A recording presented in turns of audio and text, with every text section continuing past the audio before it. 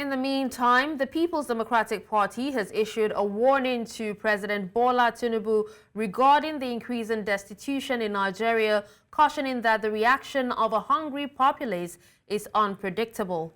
In a statement released on Tuesday to mark Nigeria's Democracy Day, observed annually on June 12th, PDP National Publicity Secretary Debo Ologunaba urged the president to align with democratic principles by listening to Nigerians and reviewing his suffocating policies. Ologunaba criticized the administration of the All Progressives Congress since 2015, accusing them of undermining the democratic principles, legacies and values that the late Chief MKO Abiola fought and died for. The PDP called on Nigerians to use this year's Democracy Day as a platform to speak out against the anti-democratic tendencies of the current government. Now, to talk more on the 25 years of uninterrupted democracy in Nigeria, I'm joined by legal practitioner Festus Ogun. Hello, Festus. Thank you so much for joining us at this time, and happy Democracy Day. Thank you very much for having me, and happy Democracy Day to you and all Nigerians. All right, Festus. Now, it's been 25 years of uninterrupted democratic rule in Nigeria. Are there specific legal precedents or landmark cases in Nigeria that exemplify the judiciary's role in upholding democratic values and principles? Well, I will not restrict the answer to that question to the judiciary role in upholding democratic values and principles. I will restrict my answer to that very important question to the role of the judiciary in addressing the plight of our people. Ordinarily, the judiciary ordinarily should be the last hope of the common man. But what we have seen in our history is that the judiciary appears to be the lost hope of the common man. So when we are talking about democratic ideals, the greatest democratic ideals is the freedom of the citizenry to choose their leaders. We have a system, a judicial system currently, that doesn't really necessarily dispense electoral justice. And that is the fear of most Nigerians. Democracy is about choosing your leaders. It's about the freedom to choose whoever leads you, unlike a military dictatorship or a monarchy system. Now, in a situation where we say our country is running a democracy and elections are held, marred by corrupt practices and non-compliance with the Electoral Act, can the average aggrieved participant in an election approach our judicial system and be certain of getting justice? I think, to me, that is the gauge in really checking if the judiciary is the last hope of the common man or not, or whether the judiciary has contributed significantly to the growth and advancement of democracy or not. I think a lot of work still has to be done. And that work will only be done when there is a complete reform of our justice system. All right, Festus, could you talk to us about the challenges, the exact challenges that the Nigerian judiciary face in maintaining its independence and integrity while adjudicating matters related to democracy and governance? First is the appointment of members of the judiciary. How are these judges appointed? What is the mode of appointment? Are they appointed based on merit, or they are appointed based on other considerations? Apart from the issue of appointment, which is usually clouded in secrecy, we have to also talk about the issue of funding. Who funds the judiciary? Who pays them?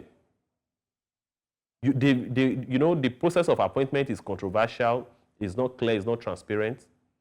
Now we are talking about how are they paid? Who funds the judiciary? How are they funded? Again, we must also critically look at the operations of the judiciary. Who controls the operation of the judiciary? So I feel that for us to have an efficient and effective judiciary, we must address the issue of appointment. Appointment to the bench should be based on merits and nothing more. The people who are appointed as members of the bench should be people of transparent honesty and very high proven integrity. All right. The experience we've had in recent past seem to have suggested otherwise. Again, there's also the issue of judicial accountability. Who is the judiciary accountable to? When you are not comfortable with the action of members of the judiciary, who are they accountable to? Where do you go to, even as members of the public? So I feel that for us to for our judicial system to really achieve its potentials, then we must address the issue of appointments to the judiciary, and we must also address the issue of funding of the judiciary, which I think is very important. All right. Festus, while we're still talking about accountability, separation of powers, and the independence of the judiciary, how can the judiciary effectively balance the need for impartiality, because we're talking about accountability here as well, impartiality and independence with the pressure to deliver swift and decisive judgments, especially in cases with significant political implications? It still boils down to the quality of individuals that are appointed to the bench.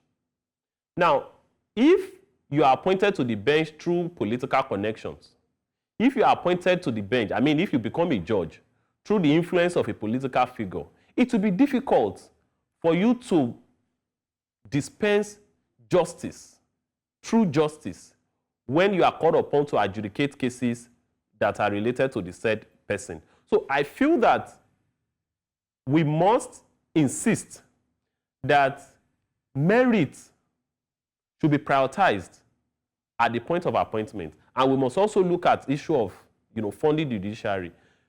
When members of the judiciary are earning paltry sum, it exposes them to being corrupt. But because the ruling class in our country have understood that one of the ways to find our way around the judiciary is to, not fund them appropriately. So I advocate for a reform. And talking about the issue of, cases spending longer hours, longer years in court, very slow pace of justice, I think that we must appoint more judges in Nigeria. Most of the judges, I go to court practically every day. Most of the judges are overworked. I was still in court yesterday. Some cases could not go on because the number of cases listed, over 20, close to 30 cases for a day for a trial judge to adjudicate upon, is clearly impracticable. It got to a point, the trial judge was telling us that, look, if I take all of these cases, it is impracticable for me to deliver judgment within 90 days as stipulated under the Constitution. So I honestly feel that, one, we need to appoint more members of the bench. We need more judges so that the workload on the current judges will be reduced. But because the judiciary is not adequately funded, then we have a situation where a trial judge will have over 600 cases in its docket. Festus, sadly, time is not on our side, but thank you so much for taking time out to speak to us on this. Thank you very much for having me.